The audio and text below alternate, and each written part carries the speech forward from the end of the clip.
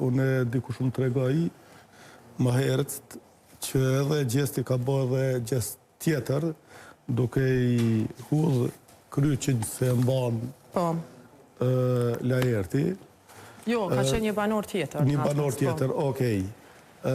Si do që tjetë, tash, nivelli kulturor i gjestit, nga ato që e kom pa pak, me Laertin, do thot, ka diferencë të madhe. Sepse mos edukimi i gjestit, i mjaftueshëm, sjell do thot sa dhe një reality show të përdor fjalë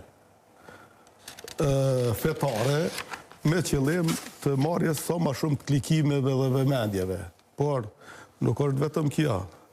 Kjo është sepse në Kosovë, në shoqërinë shqiptare, diskursi fetar, religioni ka përfshi qoftë mediat, qoftë arsimin, qoftë institucionin. Dhe unë mendoj se ka ardhur koha ne si shoqëri të mendojmë seriozisht për deislamizimin e jetës publike në Kosovë. Çka do të thotë kjo? Kjo nuk është kundër fesë apo kundër islamit si fe shpirtërore, por është kundër asaj tendence që feja apo islami politik të merr pushtet politik Kosovë, të kap institucionet dhe çdo porë të jetës. Sa i përket të ndëgjova hoxhën me vëmendje. Neve, shoqërinë tonë, është e papranueshme që religioni dhe rregullat fetare të na bëhen normë shoqërore.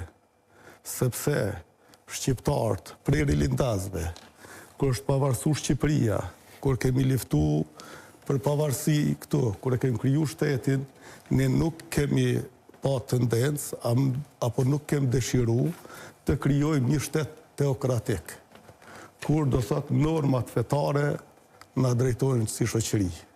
Po ne kemi kërku që normat civile, një